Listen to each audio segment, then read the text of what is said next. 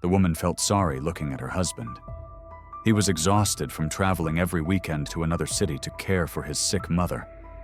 So she decided to help herself, without telling anyone, and ended up frozen on the doorstep of her mother-in-law's house. No one could have known how tired Esperanza was of coming back to an empty, cold apartment. It had probably been a month and a half since Remedios had fallen ill, and the young woman had come to absolutely hate Fridays. And to be honest, she despised Saturdays and Sundays just as fiercely. Those days of the week had become something like a punishment for her, because from Friday to Monday her husband, Evaristo, was practically living at his mother's place. In their 3, almost 4 years of marriage, Esperanza had never had a bad word to say about her mother-in-law. Remedios belonged to the kind of quiet, very refined women. Small, neat, modest, always dressed simply, but with elegance. It was no wonder she had devoted many years of her life to working in an art museum. In short, she was a dignified woman who would never dream of interfering in the family life of her grown sons. Esperanza had grown used to seeing Remedios only on major holidays, and she rarely had time to call her second mother during the week. Her own career was progressing steadily, and on weekdays, all Esperanza longed for was a peaceful evening. Weekends, until recently, had been reserved for time with Evaristo. But then misfortune struck. Remedios fell ill. The situation was made even harder by the fact that the young couple lived in the capital of the department, about 80 kilometers from where her mother-in-law now resided. After retiring, Remedios had decided she didn't want to stay away from her roots, and wished to spend her old age in a small municipality, the same one she'd once left to marry the father of her boys, live a long and happy life with him, bury her beloved husband, and remain alone. A small municipality is still a small municipality. Of course, it wasn't a village or even a rural settlement, but Esperanza understood her mother-in-law would feel deprived. After decades of active living, going to the theater, cinema, restaurants, and exhibitions, provincial life could feel like a prison sentence to Remedios. But what could she say in response? After all, the decision hadn't been motivated solely by a desire to retreat to the backwoods. There were some far more compelling reasons involved. Unfortunately, not everything in this situation had depended on the woman herself. Esperanza suspected that her second mother didn't want to voice out loud a much weightier reason for the move. The comfortable, newly renovated 2-bedroom apartment, fixed up by her younger son, Evaristo, had almost certainly caught the eye of Apolinar, her eldest. At 35, Apolinar had never stayed in one place for more than a few months, whether it was a job, school, or a relationship. Nothing ever worked out for him, and he never made much effort to change that. At the time, Evaristo's older brother had just gone through his 3rd divorce and had moved back in with his mother, bringing all his belongings and the computer he'd wrestled away from his ex-wife. "I guess I'll go visit her," Evaristo said at the time. "Apolinar is making life impossible for Mom." And before Esperanza could respond, he'd already jumped into his sneakers and rushed out the door. Before long, these polite visits became regular because not only did Apolinar drink heavily to drown his sorrows over his lack of direction, but he also couldn't hold down a steady job, meaning their mother, who lived in the same apartment, had to support him. "She gave birth to me. I didn't ask to be born," Apolinar would cry drunkenly whenever Evaristo tried to talk some sense into him. "You're the lucky one. You always got everything handed to you on a silver platter, while I was left with scraps and hand-me-downs." Apolinar was referring to Evaristo's life path. Even back in school, the younger brother had shown promise as a regular at the technical club. Straight out of school, his talent earned him a place at a technical institute. From there, thanks to a partnership agreement, he continued on to a university engineering program. So despite coming from a modest family, Evaristo received a solid higher education. By his 3rd year, he was already picking up part-time work, and once he graduated, he landed a full-time job at a well-known engineering firm that valued young talent and paid them very well. Naturally, Apolinar, unstable and unmotivated, had none of that, and he blamed both his mother and younger brother for his failures. So when Remedios decided to move out of town to her old family home, kept in good shape thanks to Evaristo, no one was particularly surprised. Maybe it was for the best. At least Apolinar might stop making her life a nightmare and, who knows, maybe even pull himself together. That's how her beloved husband reacted. And as for Esperanza, she honestly didn't care that much because she couldn't imagine happiness without Evaristo by her side. Her mother-in-law's departure saddened her a little, but what mattered most was that her husband, her beloved, one and only, was still with her. Evaristo was Esperanza's first, and she hoped, only love. She had met him when she was just a young girl of 17 at a student party, and from that moment on, they had been practically inseparable. It was hard to believe, but in all the years of dating and living together before getting married, they had never once had a fight. There was simply never a reason. Their first argument came only after they officially became husband and wife. Esperanza had planned a trip to the seaside for their honeymoon, and Evaristo had fully supported her in all the preparations. But just 2 days before the departure, it became clear that they wouldn't be going anywhere. And the reason, of course, was Apolinar. "I just can't leave Mom in this situation," Evaristo mumbled, eyes downcast. "Apolinar got drunk and got into a fight at some dive bar. Now she's worried they might charge him with disorderly conduct. I have to stay in the city and help her deal with my brother." "And you don't have a responsibility to your own family?" Esperanza snapped. She was used to Evaristo being responsible and kind, but that didn't mean everyone should be allowed to ride on his back. "And could you leave, Esperanza, if your mother was clutching her chest because of a wayward son?" her young husband asked in return. "I don't think I could," she admitted. "It's no big deal. We'll go later. After all, the hotel reservation doesn't have fixed dates, just for the month of July. If we can't use these tickets, we'll return them and buy new ones." And indeed, they ended up returning the tickets, and the young couple's vacation was completely lost. First, Apolinar landed on the police radar, and then he was hospitalized. Esperanza didn't ask for the details and was content with a brief description of her brother-in-law's suffering. "I just can't abandon him in that state, and the worst part is, I feel so sorry for Mom," Evaristo concluded. And Esperanza silently noted that her husband might just be too good of a person. In the years that followed those events, the young couple learned to approach the delicate balance of family life with creativity. After enough urging from his wife, Evaristo began to put Esperanza and her needs first. It had become easier to do after his mother, fed up with Apolinar's behavior, finally packed her bags and moved to the province. Evaristo still felt bad for his older brother, but nowhere near as much as for his mother. Esperanza had grown used to the fact that by the time she arrived home on Fridays, Evaristo would already be there waiting for her. It was remarkable, really. Evaristo loved to cook, and he was especially good with all kinds of meat and fish. Ever since he'd seen an electric grill at a friend's place and bought one for their own apartment, every Friday had turned into a miniature restaurant night at home.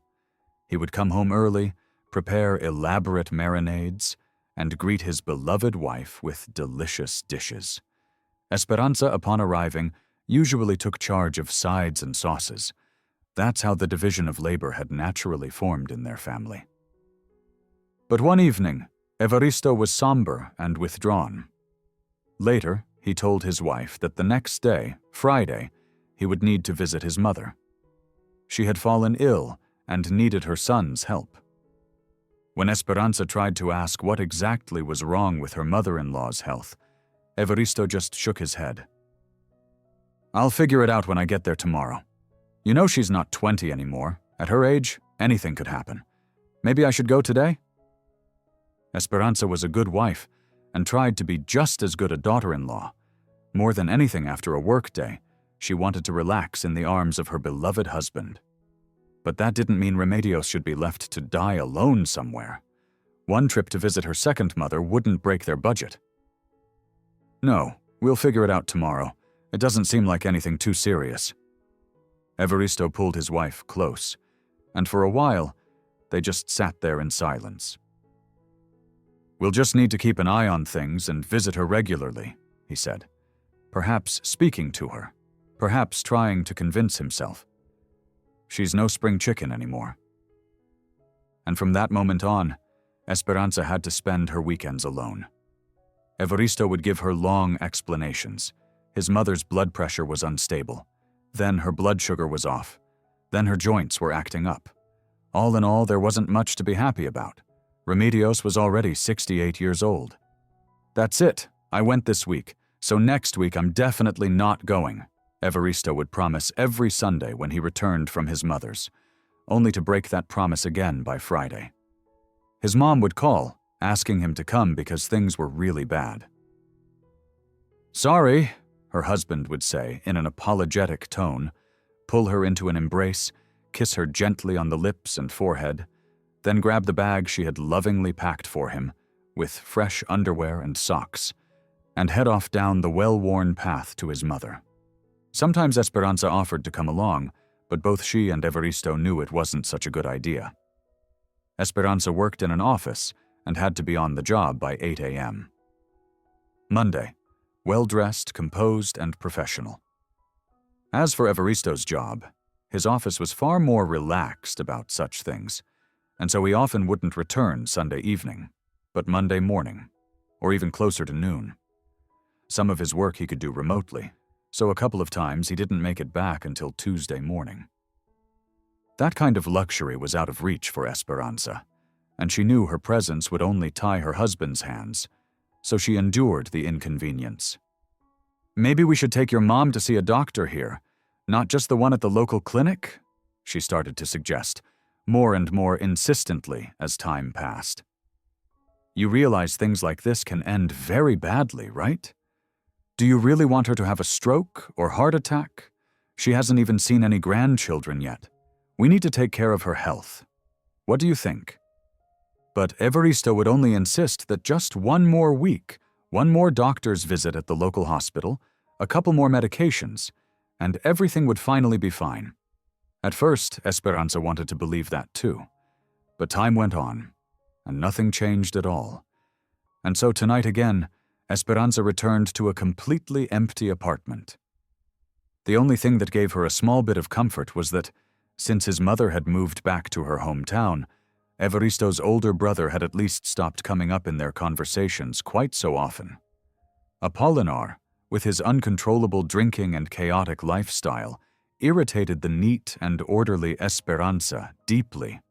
She couldn't understand how two such different men could be raised by the same mother.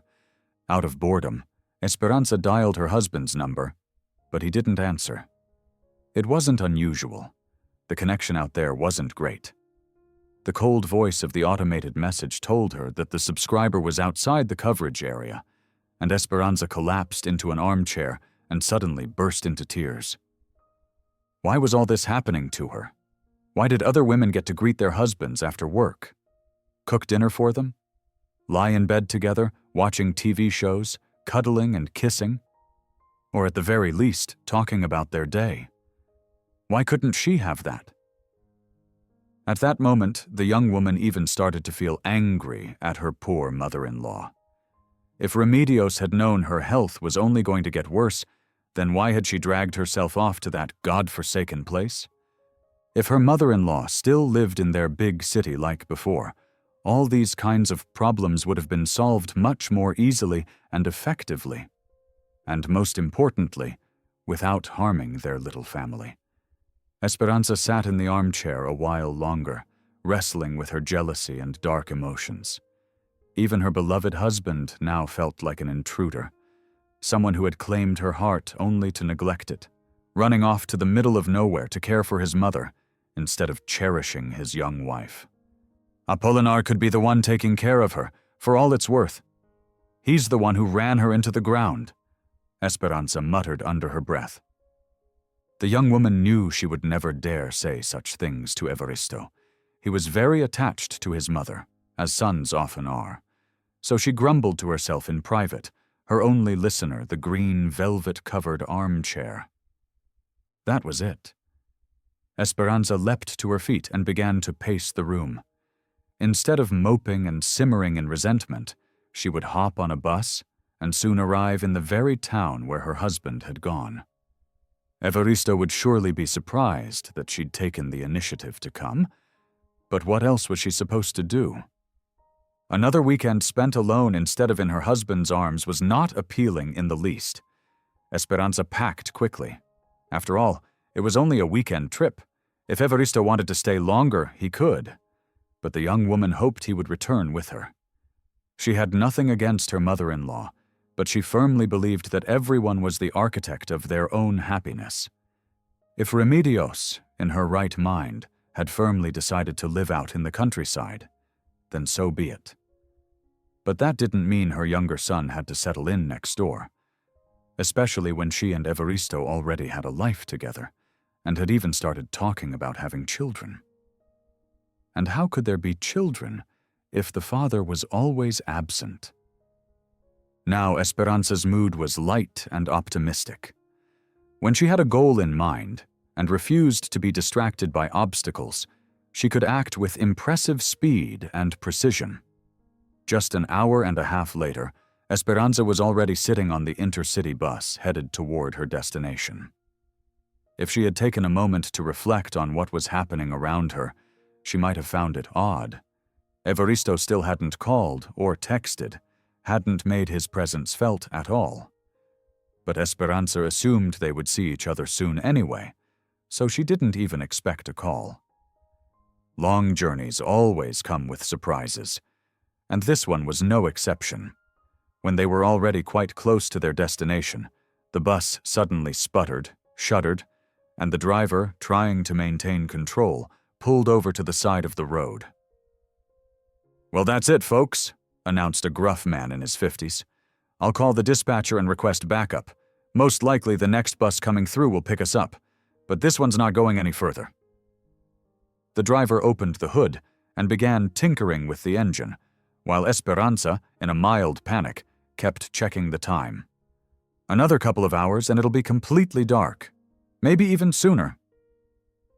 It wasn't that the young woman was afraid of the dark, but she did want to reach Evaristo and his mother before nightfall. And honestly, the situation was becoming desperate. As far as the eye could see, there were only endless fields, occasionally broken up by strips of trees. Most of the bus passengers were locals heading home after the work week. They knew each other and had someone to talk to. Esperanza, on the other hand, was a stranger, and felt like one. Some passengers had already called friends from nearby villages or towns to come pick them up. All Esperanza could do was listen intently to snatches of their conversations, hoping to catch the name of the municipal center she was heading to. If she heard it, maybe she could ask for a ride with someone. She'd even be willing to pay extra, anything to get there faster. And of course, Evaristo wasn't picking up. He was technically back in range now, but the repeated long rings brought her no comfort. "Oh, just wait. I'll show you what happens when you disappear on your wife at the exact moment she needs you," Esperanza fumed silently. She had even tried calling Remedios a few times, but had no more luck there. "Have they all gone crazy over there? Some sick woman she is!" In Esperanza's view, if someone was truly ill, they should at least be able to answer a phone call. But twilight was approaching fast. There was still no sign of another bus, and passengers were slowly getting into cars and being driven away. Esperanza remained standing by the roadside. "You heading far, miss?" The driver's raspy voice pulled her from her gloomy thoughts. "Where were you headed?" "To the final stop," the young woman replied calmly. "Do you know when the next bus will come?" "Well, that's the thing. It won't," the man said apologetically. "The dispatcher called back, No tickets were sold for the next trip, so they canceled it. What am I supposed to do now? How do I get there? Panic was clearly audible in Esperanza's voice. She looked around and realized that, of the 15 or so passengers from the stranded bus, only 2 were still nearby.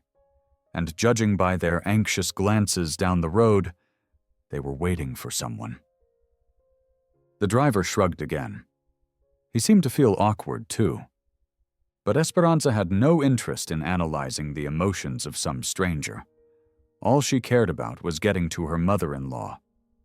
"I'll wait for the tow truck, but I can arrange something for you," the driver said. Esperanza simply nodded in response. So much for the spontaneous trip to visit Remedios. So much for surprising my beloved husband, she thought bitterly. A small beat-up car arrived to pick up the 2 remaining passengers, and Esperanza squeezed into the back seat as well. Luckily, her only luggage was a small travel bag. Anything larger wouldn't have fit. "I'll get you there in a flash." The driver grinned, gave her a thumbs up, and the car pulled away from the roadside. Before or since, Esperanza had never ridden in such a vehicle. The car bounced on every bump, even when the road was relatively smooth, and the 30-minute ride felt like an eternity. Grateful for the kindness, Esperanza thanked the helpful driver and passengers for the lift and the company, then stepped out to stretch her legs and headed down the road toward her mother-in-law's house. She and Evaristo had visited this place together many times, even before Remedios fell ill, so she had no trouble finding her way around town. Still, a strange, gnawing sense of looming danger followed the young woman. She chalked it up to the stress of her rough journey. Esperanza noticed something odd. Their car wasn't parked out front. Evaristo always drove here. Taking the bus was beneath him. Could it be that this time he'd left the car in the garage and taken public transport? Hard to believe, but she figured she'd just ask him herself and clear things up. She pushed open the creaky gate, surprised that Evaristo, who loved everything neat and tidy, still hadn't fixed it or oiled the squeaky hinges. The yard, too, looked untended and far from welcoming. Maybe her second mother really was very ill and had no strength to manage the household. Remedios lived in a charming and rather unusual place. A 3-story residential building with 6 standard apartments was set in the middle of a private plot, surrounded by a light blue picket fence. The residents, who all knew each other well and got along wonderfully, maintained their own little patch of nature, tending it by hand while enjoying the comforts of modern housing. Usually, Remedios was among the first to tend to what she called her garden plot. It pained Esperanza to see the current state of things. Had the other neighbors really become so indifferent to her sick mother-in-law that they couldn't spare a bit of time to help with the yard? Shaking her head, Esperanza stepped into the building. She would definitely talk to Evaristo about this. She climbed to the right floor and gently pressed the doorbell. Once, twice, 3 times. She could hear the melodic chime ringing from inside, but nothing happened. She waited a few minutes, then rang again, more insistently this time. Now she was seriously worried. Terrible images flashed through Esperanza's mind.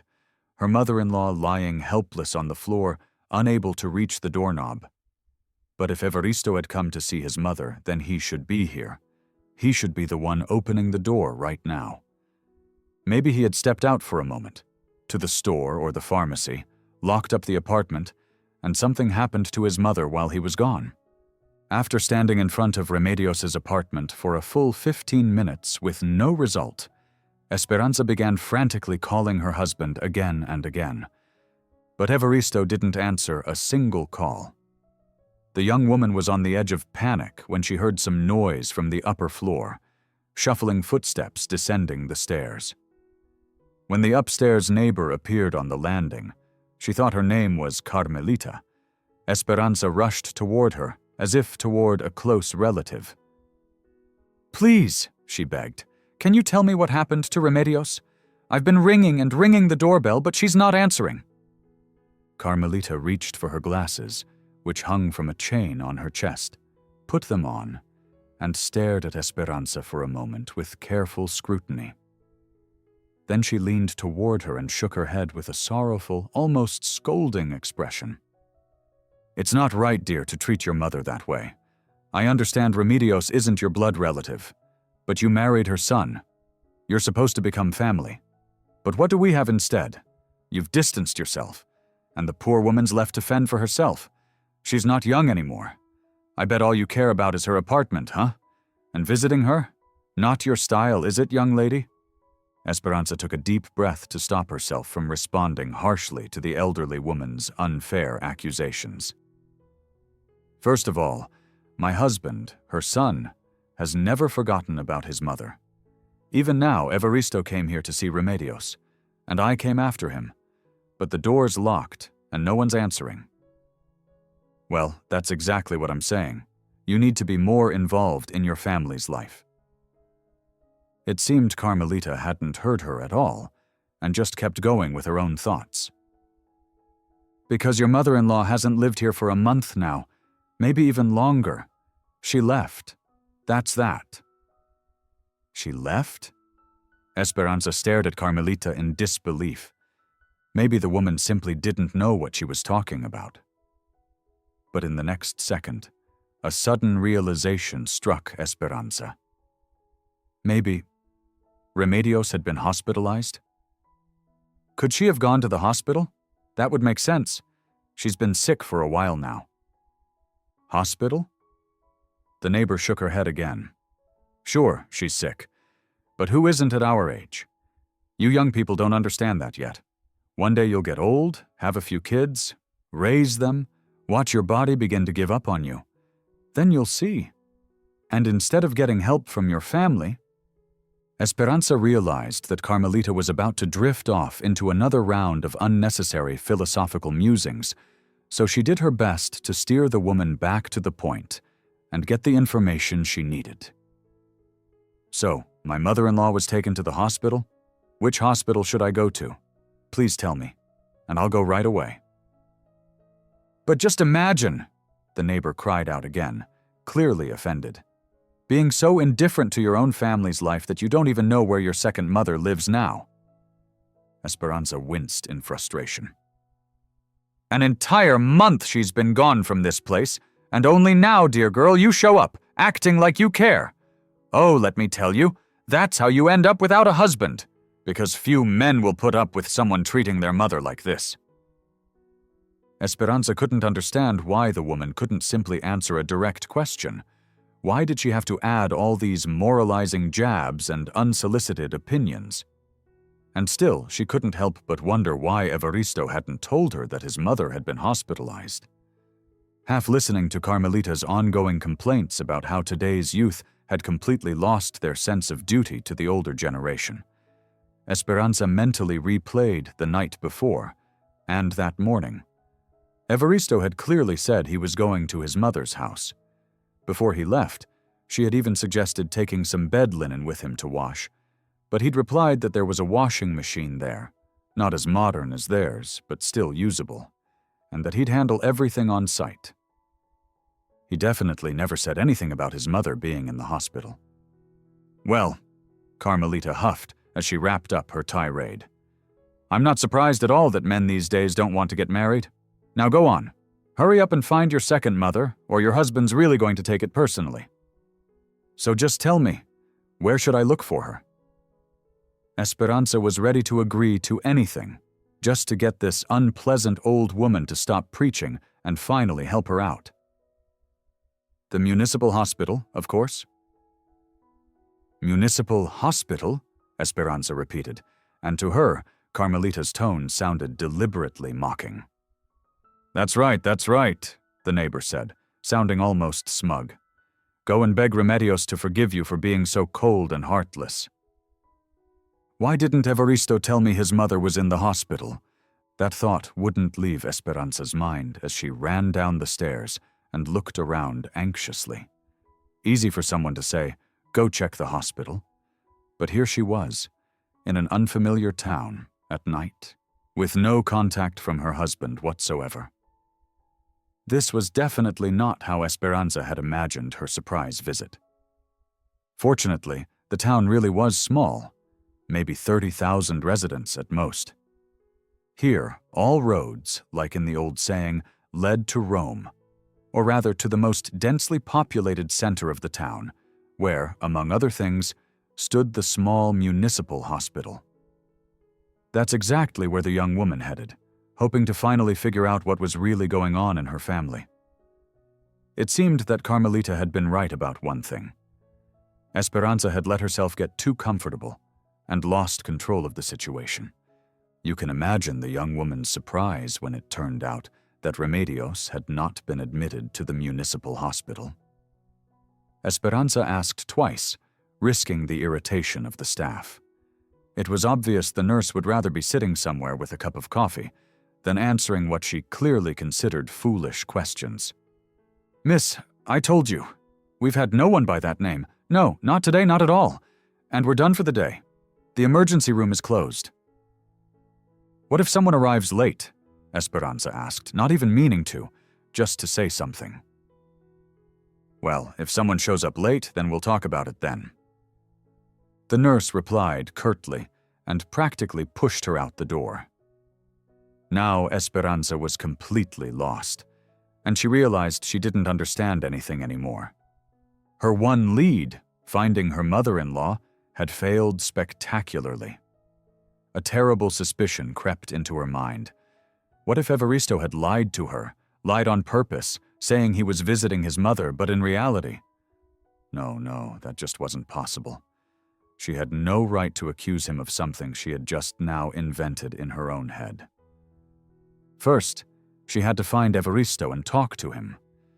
While she was deep in thought, night had fallen completely. Esperanza had dressed expecting to spend the night in the cozy apartment of her second mother, or that she and her husband would return to the city together. So her light jacket offered no warmth now. She curled up like a sparrow on a bench in the hospital courtyard and began scrolling frantically through her phone. She had no other options left, no place to stay for the night. Not only could she not go home, the buses had stopped running hours ago, but Evaristo still hadn't gotten in touch. Neither her husband nor his mother had answered a single one of her calls. Another hour passed in anxious waiting. If she were back in the city, there would be no problem. She could have simply gone home and waited for her chance to speak with him. Now Esperanza was sure of one thing. That conversation, when it happened, would not be calm. Not only had Evaristo knowingly lied to her about his mother's health, but now he had disappeared completely, without even bothering to tell her he was going away for who knows how long. This was sabotage. True, deliberate sabotage. And Esperanza had no intention of putting up with it. "What are you doing here all alone?" If the voice that sounded suddenly by her ear had belonged to a younger man, Esperanza might have thought she was about to be attacked, or worse. But judging by the tone, the man was old enough that such hostile or inappropriate intentions seemed unlikely. "There's just nowhere to go in this completely unfamiliar town," Esperanza replied gloomily. "Maybe you won't believe me, but it's the truth." "Why wouldn't I believe you? I know you came to see your husband," the stranger said as he sat down beside her on the bench. Before Esperanza could react with surprise at how someone in this town seemed to know her situation, she looked at his face. And it all made sense. It was the same man, one of the two who had given her a ride into town earlier. "Recognized me? Good," the man said, smiling. "I got to the village with my buddy, grabbed a bite, changed clothes, and came here for my shift. I work as a night watchman at this hospital." Esperanza was overwhelmed with gratitude. Never before, or since, had she been so relieved to see a man she barely knew, someone she'd only spoken a few words to. But now, thanks to him, there was a chance she wouldn't have to spend the night freezing on a bench in the hospital park. She could at least warm up in the guard's booth. "Come on, let's go to my place. I'll make you some tea," the man offered as he slowly stood up.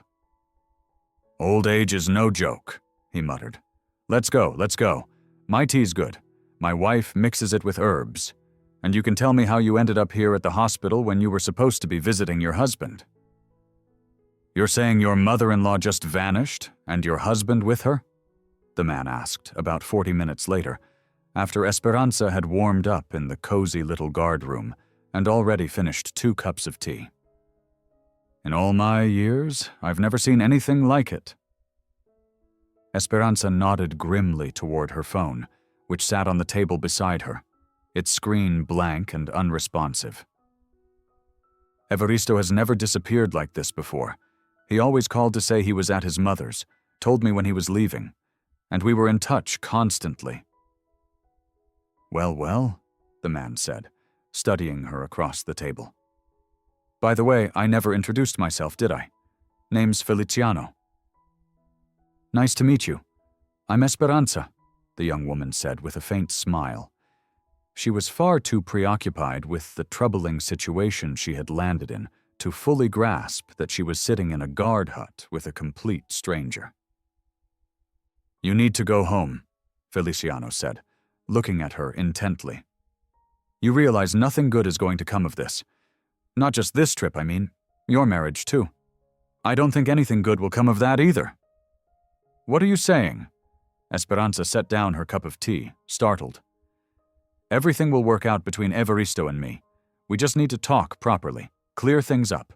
I'm sure he has a perfectly valid reason for not answering his phone. You know yourself that the reception around here is unreliable.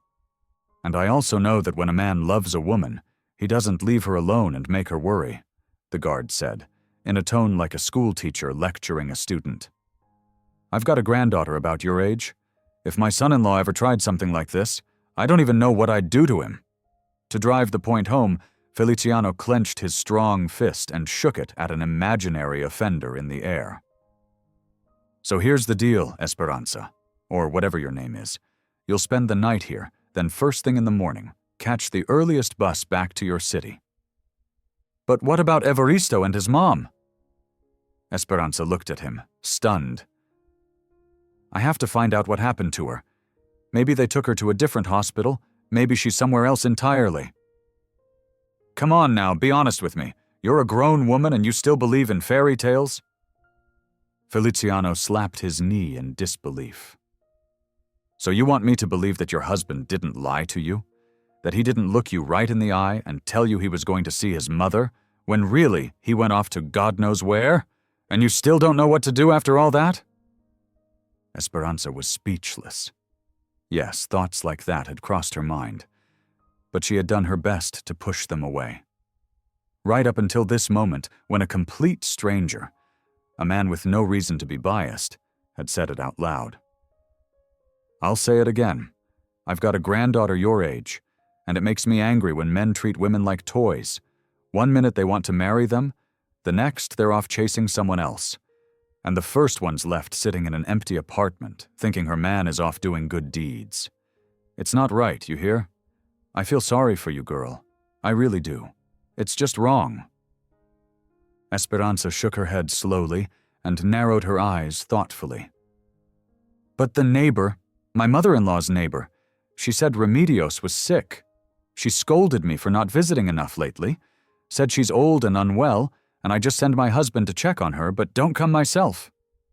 "Exactly. Elderly and unwell," Feliciano said, raising a knotted finger like a warning sign. "From what I gather, your mother-in-law is well into her senior years, and at that age, no one's completely healthy.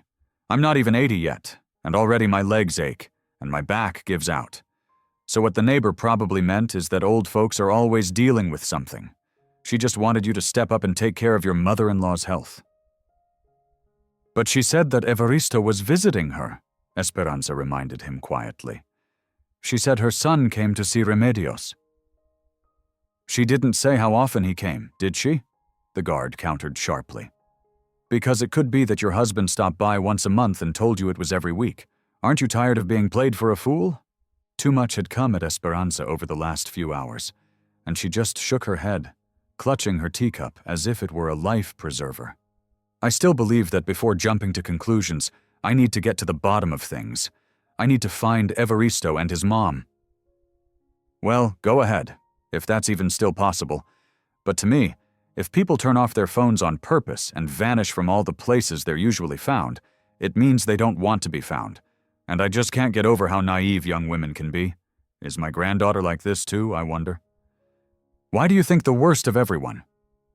Esperanza couldn't hold back anymore. Her voice even rose in frustration. What if Remedios is actually in trouble? Oh sure, Remedios is in trouble. Your husband's in trouble too, and purely by chance they're both in trouble far away from you. With their phones turned off, Feliciano said, his voice sad but laced with sarcasm. Anyway, finish your tea and get some sleep. He gestured to the folding cot in the corner of the little room. Esperanza nodded, blinking back tears. She took off her jacket, folded it over the pillow as a makeshift pillowcase, and lay down on top of the blanket without undressing. She didn't want to talk anymore. Her mind couldn't process everything that had happened that evening. It felt like just a short time ago, she'd been in her warm, cozy, familiar apartment, feeling like a happy wife, certain that she was loved. And now she was falling asleep miles and miles from home, alone and disoriented, with no certainty about anything anymore. Strangely enough, Esperanza managed to drift off for a bit. In her sleep, she could hear Feliciano moving around the guardroom, occasionally opening the door and stepping out. But she had neither the strength nor the will to wake up. So, do you have money for the trip? Feliciano asked the next morning. He had heated up some ham sandwiches for Esperanza and poured her another cup of fragrant tea. You need to get out of here, and once you're home, figure things out with your people. Something fishy's going on here, you understand? Esperanza, too, had managed to do some thinking. So instead of obediently agreeing with her unexpected savior's suggestion, she shook her head stubbornly. But the fact remains. 2 people have simply disappeared. My husband left yesterday and still hasn't shown up. And as for his mother, no one even knows when anyone last saw her. I think this is a solid reason to go to the police and try to find out something. Something's not right here. That's what I'm saying, the watchman exclaimed, clearly relieved. You, girl, don't need to play Superman. Just gather your things and go. You can file a report with the police once you're back in your own city. Feliciano's words had a certain logic to them, but it was hard for Esperanza to accept even temporary inaction. She needed movement. She needed truth. She thanked the watchman warmly and promised Feliciano that she would definitely be home before dark. Back under the protection of your own walls, the man commented vaguely. That's where you belong, girl. Esperanza didn't ask what exactly he meant. Most likely Feliciano, being a man of the old school, placed great importance on physical safety. And truth be told, a young woman without shelter is easy prey for all kinds of scoundrels and swindlers. I'll try calling my husband one more time, then head to the bus station to buy a ticket home, she promised him. After saying a heartfelt goodbye to the watchman, and receiving a long list of well wishes for a safe return and a hope that she'd never find herself in such a mess again, Esperanza set off for the bus station, just as she said she would. A storm of thoughts buzzed through her mind. If Evaristo had truly been lying to her, and he hadn't actually been visiting his mother, then what was the real purpose of those weekly trips? Every woman in a situation like this fears that her man has found another outlet, another woman. But how did that explain Remedios vanishing from her apartment? If it turned out that her mother-in-law was alive and well and still living where she was registered, and she simply hadn't seen Evaristo in months, then that would be something to reflect on and worry over. But this? Esperanza felt that whatever Evaristo was hiding, it was much bigger than just a secret lover. In any case, there was nowhere for her to spend another night in this town, so she had to return home. Besides, there was still the tiniest, most fragile chance that when she got back, Evaristo would be there. Let it turn out that his phone broke. Let him simply be alive and well. They would find a way to talk through everything, to reconcile. Traffic rules in small towns were more symbolic than enforced, but Esperanza, so used to the bustling traffic of her home city, dutifully stood at the crosswalk, waiting for the light to turn green. Even though there were hardly any cars on the road, Esperanza didn't move. Just as the long-awaited green light was about to flash, she instinctively glanced to the left, out of habit to check for traffic, and gasped. A car parked nearby was blasting loud music from its open windows, clearly trying to draw attention. But what stunned her was the profile of the man sitting in the passenger seat. There was no mistaking it. Apolinar? Somehow her wayward brother-in-law had shown up here. Acting on instinct, Esperanza stepped back and ducked behind a small kiosk selling juices, teas, and assorted goods. Through the open car window, she had a clear view of Apolinar, engrossed in conversation with a man in the driver's seat. It was that animated exchange that saved her from being seen. Apolinar was laughing, gesturing wildly, acting like a man without a care in the world. But according to Evaristo, just yesterday his brother had been moaning about being flat broke again. And yet here he was, riding in a car that clearly belonged to the premium class. Cars like that were a rare sight in a town like this, so much so that many passers-by turned their heads for a second look. What possible business could a washed-up, drunken loafer have with someone driving a luxury vehicle? Esperanza quickly realized it was better if Apolinar didn't see her. She still remembered that Remedios had fled from her elder son, and his appearance here surely wouldn't be welcome news to her. Why? Why couldn't she reach Evaristo right now, so he could deal with the never-ending mysteries of his family? The car pulled up to the curb, and, ignoring all traffic laws, the driver stopped right at the bus stop. Apolinar stepped out, laughing loudly and making obnoxious, monkey-like gestures, then stumbled over to the kiosk window. Completely unaware, Esperanza was hiding just behind it. It was painfully clear that the man was very drunk. "Give me a beer," he barked, shoving a few crumpled bills towards the vendor. "Hurry up, you fat cow." The vendor, a heavy-set woman in her middle years, easily visible through the glass, seemed to be well seasoned in dealing with difficult customers. She calmly took the money and reached for the fridge. "This isn't enough," she replied after a moment. "You're short 50 cents. She stood there, unmoving, staring him down.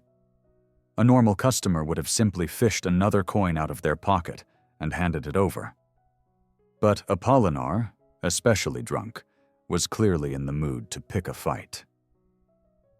"What did you say, you goat?" he slurred rudely and tried to shove his head through the tiny window. "I said give me the beer, unless you want your face smashed in." "You're short," the woman insisted, standing her ground. "I don't hand over any goods until full payment is made." "I'll smear you across the wall." As the saying goes, a drunk fears nothing, not the sea, not a puddle. And Apolinar decided the best way out of the situation was to pick a fight. Ignoring the growing crowd of onlookers, he tried to force apart the iron bars covering the kiosk window with his hands. When that didn't work, he slammed his fist against the glass several times. Fortunately, the glass held, but women nearby screamed, and the strong arms of local men grabbed the troublemaker by the shoulders, dragging him away from the kiosk. Just as the crowd looked ready to take matters into their own hands, a firm voice called out from behind them. "All right, that's enough. Break it up and step back. Apolinar, I told you to get some water, not to start a scene. Get in the car. Now move it." He turned to the rest of the crowd.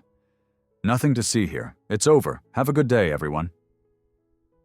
Esperanza cautiously peeked from behind the back of a man standing in front of her, watching the almost fight unfold. She saw Apolinar being herded back to the car with light kicks by the same man who had later taken the driver's seat. He was tall, well-groomed, and dressed in expensive clothes, just like his luxury car. "Did you hear that? Ezekiel Colorado gave the order." People at the bus stop began whispering. "Wonder what kind of trash he dragged into town this time?" Esperanza had never heard the name Ezekiel before, but from the way people reacted, it was clear he was well known around here.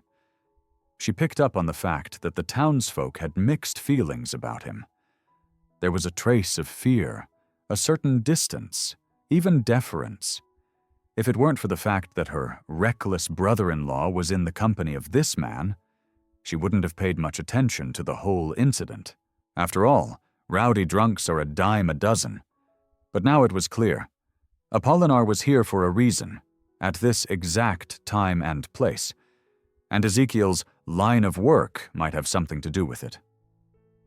"Who is he, that Ezekiel?" Esperanza asked the elderly man next to her, trying to sound casual. "Everyone suddenly got nervous and started scattering when he showed up." "Oh, just a local youth idol. Some kind of fashionable criminal figure," the man said, waving his hand dismissively before walking off, making it clear exactly what kind of person he thought Ezekiel was. Small towns have one defining trait. Everyone knows everything about everyone. That's why a girl about Esperanza's age, maybe a little younger, overheard her question and immediately jumped into the conversation.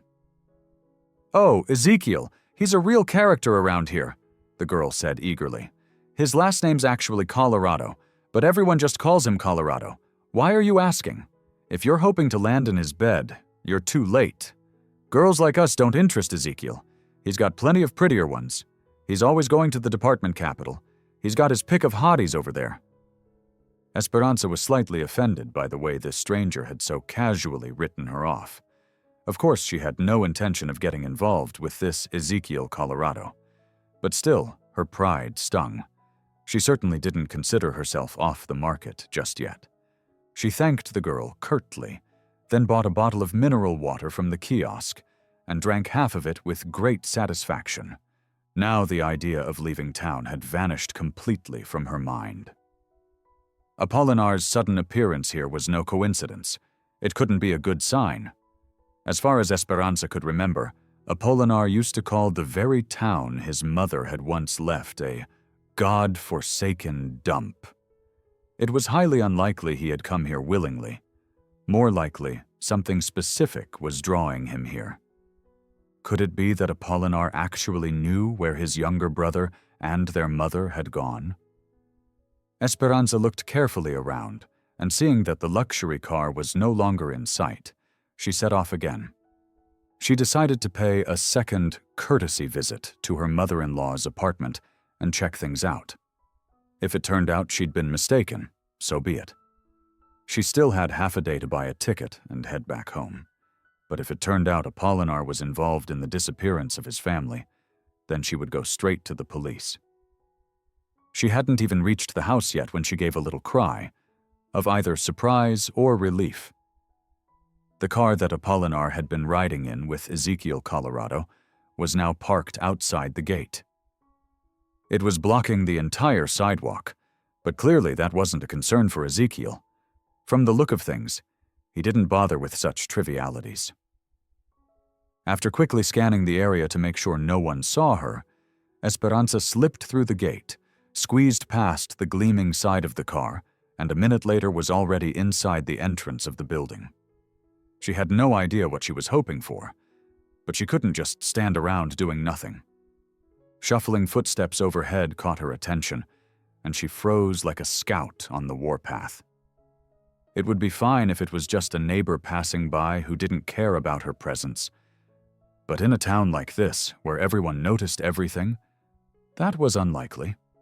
Bracing herself for an encounter that might ruin her chances of learning anything, Esperanza shrank back, pulling her shoulders up. But instead, something unexpected happened. She heard the voice of Carmelita. Yes, that Carmelita, the nosy neighbor she'd spoken with the day before, loud and clear from the first floor. "Ezekiel, you've only just arrived and already the whole place is buzzing. The last thing we need is people asking questions about what you're doing here." Esperanza's eyes widened in disbelief. From the sound of it, the ever-curious neighbor had come down from her third-floor apartment to the second, and was now scolding Ezekiel like he was a schoolboy. "And why did you drag that drunk here?" Carmelita's voice snapped sharply. "Don't you get it? If he loses control, then—" "All right, Grandma, ease up. We'll handle everything," came the confident voice of the man Esperanza had only heard earlier by the kiosk. "And hey, less chatter in the stairwell. Why don't you come in? Be our guest, so to speak?" Now that was something new. From this brief exchange between Carmelita and the local crime figure, Esperanza gathered that they at least knew each other. And, almost unbelievably, the Ezekiel Colorado, the intimidating tough guy, actually listened to the nosy old neighbor. What could possibly connect such different people? In this, at least, Esperanza agreed with the old woman. Bringing Apolinar here had been a terrible idea. It seemed more and more likely that Evaristo and his mother had become victims of some intricate scheme. Esperanza simply couldn't bring herself to believe that Evaristo had coldly abandoned her and run off with some mistress. If that were the case, his useless brother Apolinar wouldn't be in Remedios' apartment right now, with that ever-present neighbor and a man who looked ready to deal with things the hard way. Esperanza looked up at the stairwell, at the space that separated her from the truth. Just 2 flights stood between her and the answers. But some sixth sense stopped her from taking even a single step. What if she was wrong? What if Evaristo really had been lying to her, leading a double life, and was now off somewhere enjoying himself with a long-legged beauty? And his mother? She probably wouldn't blame her son. Family is family, and they'd find a way to make peace. But Esperanza? She was just an expendable variable in the equation. As she hesitated, the sound of a door opening upstairs interrupted her thoughts. "Spineless," Carmelita muttered to herself as she climbed back up to her third-floor apartment. "If it were up to me, I'd put him in his place." Esperanza didn't want to know who the fiery pensioner was referring to. But the fact that the sweet old lady was leaving an apartment she technically had no business being in, that was worrying. Moving cautiously and constantly glancing upward, Esperanza slipped out of the building and hurried across the courtyard. She only began to feel the slightest sense of calm once she'd put some distance between herself and her mother-in-law's home. Desperate, she tried calling Evaristo a few more times, but his phone remained silent, which meant she'd have to make a decision on her own. 7 troubles, 1 answer, she sighed. And instead of heading to the police, or toward the bus station, she turned in the direction of the hospital. Esperanza had calculated correctly. Feliciano's shift wouldn't be over yet. He had started work at 8 the night before, which meant his replacement wouldn't be arriving just yet. "Why didn't you leave?" the man asked in bewilderment, looking at the girl. "I thought we agreed. You were supposed to get out of here and try reaching your husband from home." "I can't leave," Esperanza murmured, or maybe groaned, looking into the elderly man's eyes. "I have reason to believe my husband is being held somewhere against his will."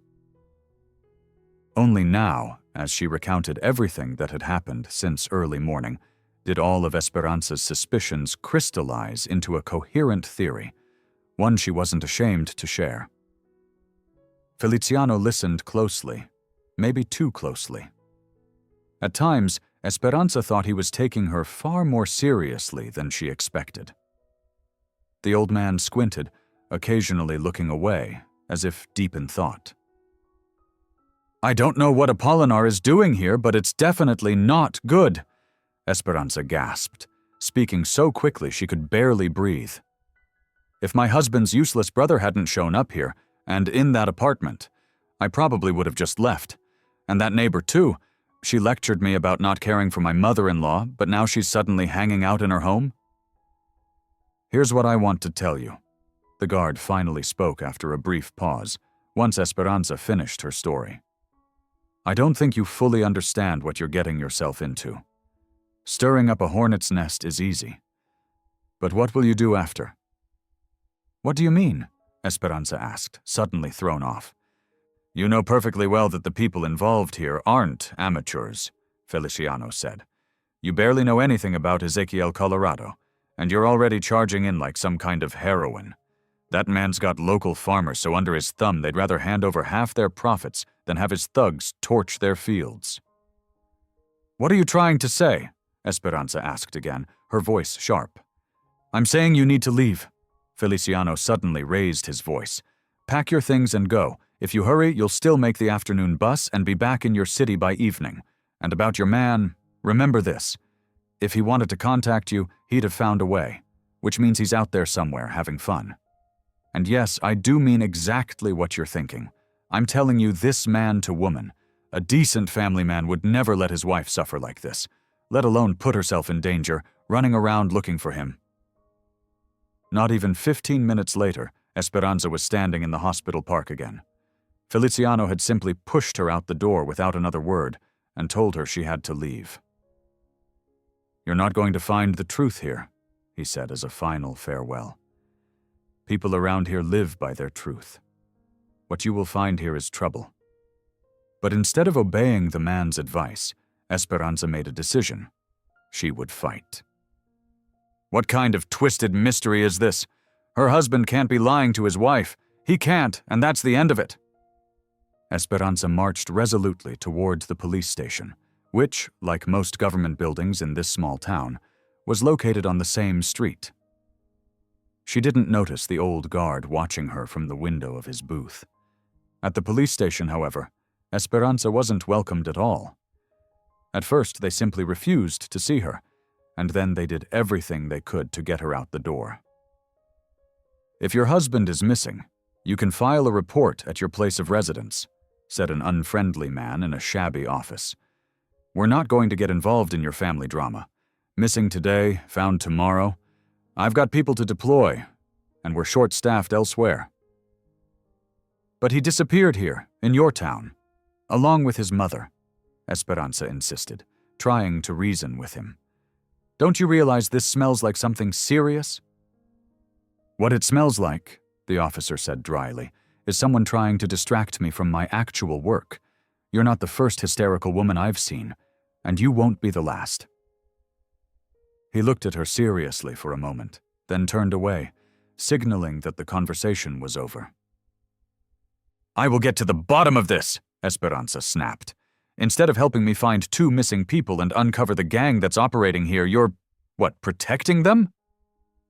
Esperanza was certain she had just doomed herself. This unpleasant officer would probably call security to have her thrown out. But instead, he suddenly looked at her with more interest and asked, And do you have any proof there's a gang operating here? Esperanza stared at him, hardly believing her luck. Could it be someone was finally taking her seriously? The guard hadn't believed her, and neither had this officer at first.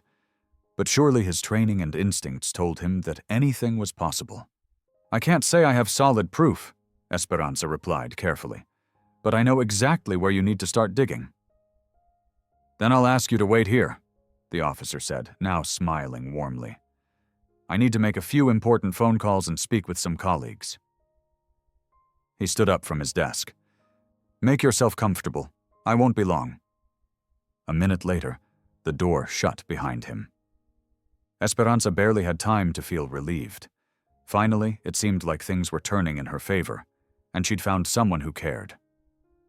But then, almost soundlessly, a small, inconspicuous door on the other side of the office creaked open. In truth, Esperanza was so lost in her thoughts that she sat completely still in the chair, paying no attention to any faint sounds. Even when a cloth soaked in chloroform was pressed to her face, she didn't have time to react. All she managed to feel was a ringing in her ears and a sudden lightness in her body before slipping into unconsciousness. When she briefly came to, everything around her was spinning, shifting, and jolting. Esperanza realized she was being transported somewhere, her hands and feet tightly bound with thick ropes. But before she could lift her head or call out for help, the cottony haze of unconsciousness pulled her under again. Esperanza fully regained consciousness when the numbness in her arms and legs became too much to bear. She desperately wanted to move, to shake off the terrible stiffness. "Sweetheart." She flinched at the sound of her husband's voice. "Calm down, relax, everything is okay, it's going to be okay soon." Instead of answering, Esperanza burst into tears. Whether it was from relief that Evaristo was alive, unharmed, and right beside her, or from bitter disappointment, she didn't know. She had seen enough detective films in her life to recognize a trap when she was in one. They were being held in one of the rooms of Remedios's apartment. Her mother-in-law was also there. All three of them had their hands and feet tied, and the door was barricaded from the outside with a dresser. "They want to make me sign some papers," the elderly woman whispered. "Never thought I'd live to see such disgrace. It's shameful, that's what it is." Remedios began to sob quietly, while Evaristo sighed and filled his wife in on what was really happening. A month and a half ago, Apolinar had come to their mother and announced that he had lost a large sum of money and owed it to a very powerful man. When Remedios told him she didn't have that kind of money and never would, Apolinar immediately offered a solution. He wanted her to sell the apartment, the very one he was living in. "Come on, you don't even need it. I'm the one living here, so what difference does it make to you?" That's the kind of garbage Apolinar had been feeding their mother, right up until Evaristo found out about it. "Of course I told her not to even think about it," Evaristo explained, "because if Apolinar got his hands on that money, he'd just gamble it away again." Their mother nodded sadly, confirming his words. Then things started to get serious. They beat Apolinar up, threatened him, all sorts of things. It wasn't pretty. He kept running here, trying to hide out at his mother's place. Naturally, I had to come here too and try to put a stop to it. "But why didn't you tell me any of this?" Esperanza cried out, frustrated. "I was afraid you wouldn't understand," Evaristo whispered sadly. "I still remember our talks about who I consider family. As painful as it is to admit, you were right." "And then Apolinar dropped the name of the person behind all of this," Evaristo continued. "Let me guess. His name was Ezequiel," Esperanza said with a grim smirk. "I don't know how you know that, but I can guess. It's probably because you started poking around. That's why you ended up here," her husband said with a heavy sigh, looking at her.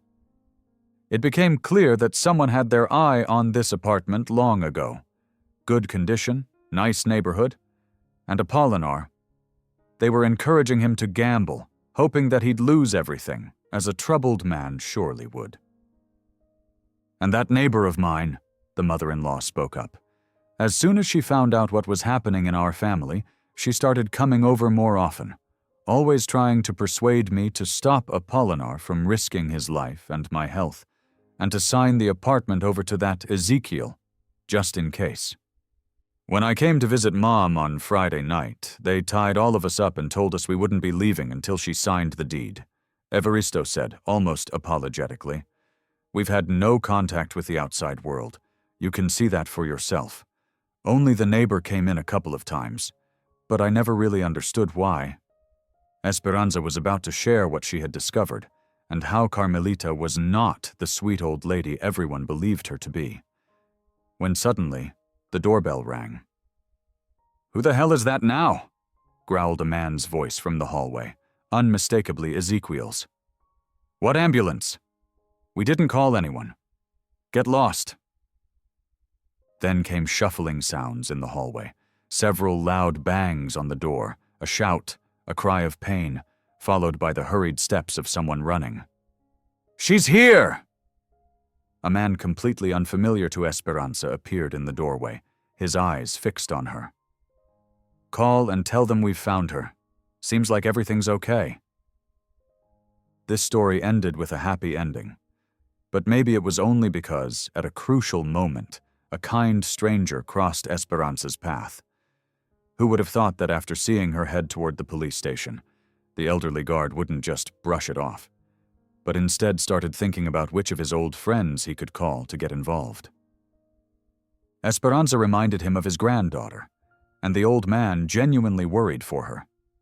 He knew exactly how things worked in this town, that the police were more concerned with their own pockets than with solving crimes. And he knew that if someone like Ezekiel was involved, it usually meant all hope was lost. He was the one local law enforcement answered to, the one they'd never dare to touch. Feliciano had once been quite an influential figure in the municipality.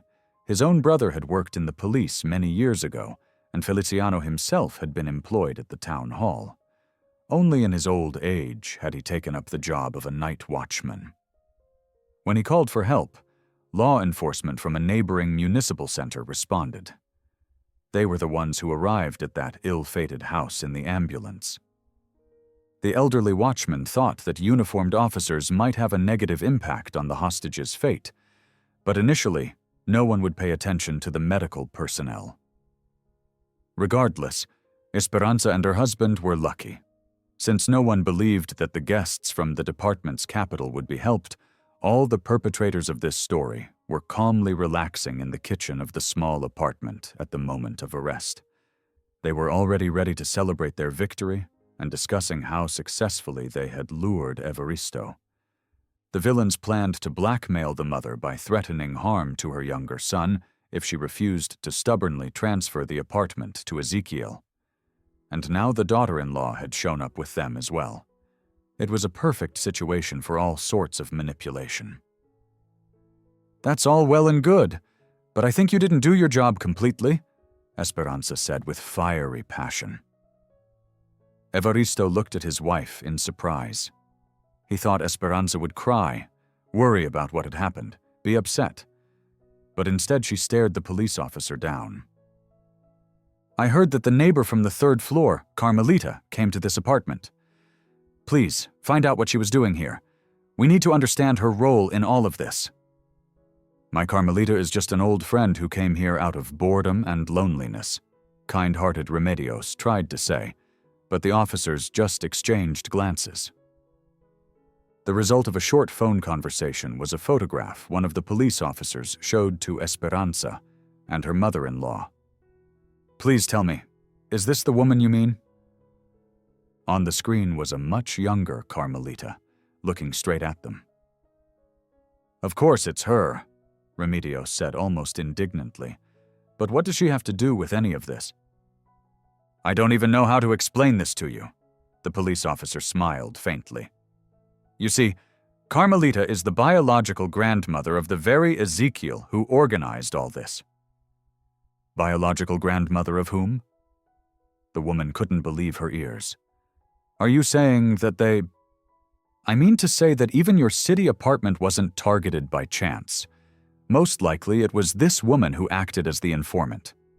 Nobody would suspect someone like her right away. Our records show she had a previous conviction for fraud. She worked as an accountant, right?" Remedios nodded in stunned agreement. "Indeed, the neighbor was an accountant for many years." "But how could I have known it would turn out like this?"